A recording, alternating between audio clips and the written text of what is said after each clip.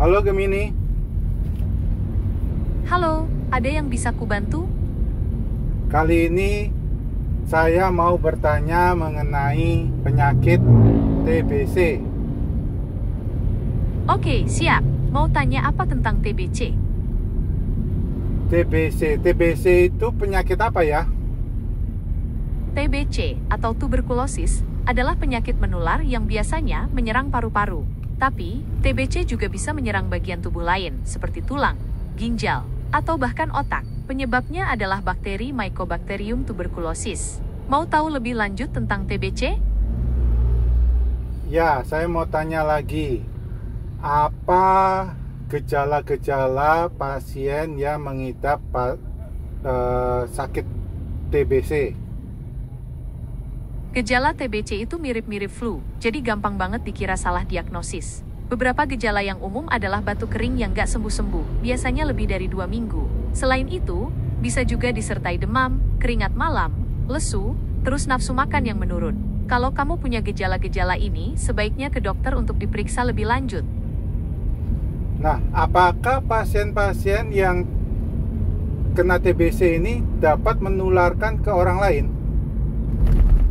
Iya, TBC itu menular. Bakterinya menyebar lewat udara, jadi kalau ada orang yang lagi sakit TBC, bakteri bisa ikut keluar pas mereka batuk atau bersin. Orang di sekitar mereka bisa kena kalau menghirup udaranya. Nah, terus bagaimana supaya kita yang sehat ini tidak tertular oleh pasien yang mengidap TBC? Ada beberapa hal yang bisa kamu lakukan. Pertama, hindari kontak langsung dengan penderita TBC, terutama di ruangan yang kurang ventilasi. Kedua, kalau kamu harus kontak langsung, pastikan penderita TBC-nya pakai masker bedah. Terakhir, jangan lupa untuk selalu jaga daya tahan tubuh kamu dengan makan sehat, olahraga teratur, dan istirahat cukup. Nah, kalau seandainya saya curiga kalau saya ini sakit TBC, nah saya akan ke dokter. Kemudian dokter akan melakukan apa untuk mendiagnosis penyakit TBC? Kalau kamu curiga kena TBC, langkah pertama adalah ke dokter umum atau dokter spesialis paru. Dokter akan mulai dengan tanya jawab tentang gejala yang kamu alami, riwayat kesehatan, dan apakah kamu pernah kontak dengan penderita TBC. Setelah itu, biasanya dokter akan melakukan pemeriksaan fisik, terutama di bagian paru-paru. Untuk memastikan diagnosis, mereka mungkin menyarankan tes tambahan seperti foto ronggen dada atau tes dahak. Untuk tes dahak, apa nama pemeriksaan untuk tes dahaknya? Pemeriksaan untuk tes dahak biasanya disebut pemeriksaan BTA-GA. BTA itu kependekan dari bakteri tahan asam. Saya pernah dengar tentang pemeriksaan TCM, tes dahak TCM atau tes cepat molekuler. Itu apa ya? TCM itu kependekan dari tes cepat molekuler.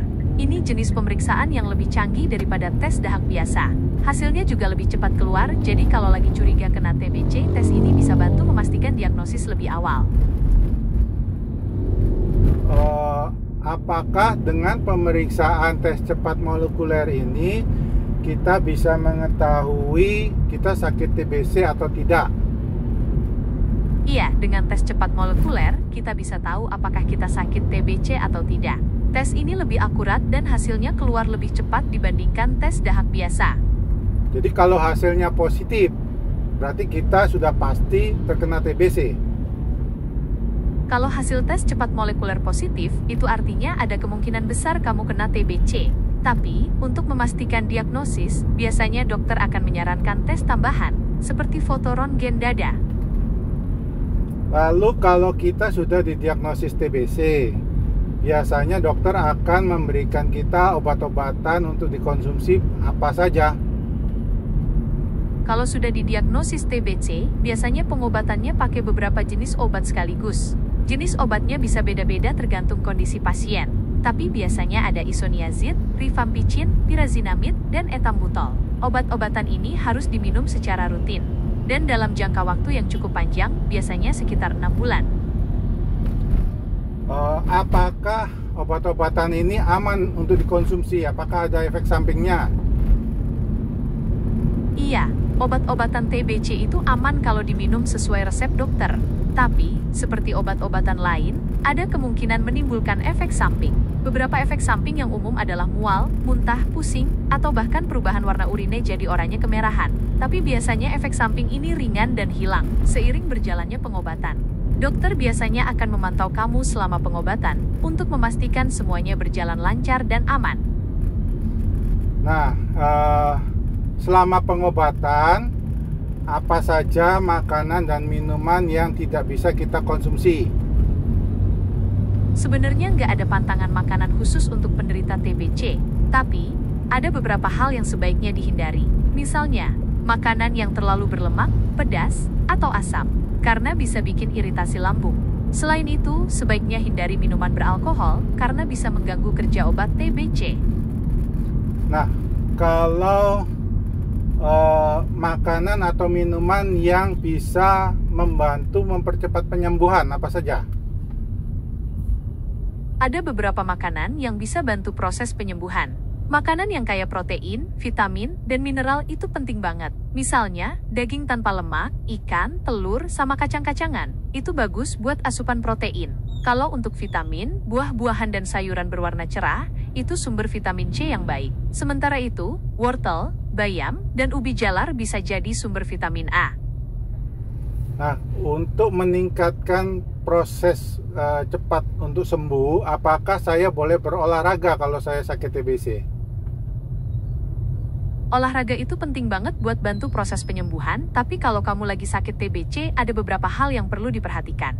Pertama, jenis olahraganya. Olahraga yang terlalu berat atau bikin napas kamu tersengal sebaiknya dihindari. Kedua, intensitasnya. Mulai dulu dengan olahraga ringan, kayak jalan kaki atau yoga. Lama-lama baru kamu tingkatkan intensitasnya kalau badan udah mulai kuat. Terakhir, jangan lupa untuk selalu konsultasi ke dokter sebelum mulai olahraga. Mereka bisa kasih saran olahraga yang paling cocok buat kondisi kamu. Oke, terima kasih banyak Gemini atas konsultasinya. Sama-sama. Semoga kamu selalu sehat ya. Kalau ada pertanyaan lagi, jangan ragu buat tanya. Terima kasih.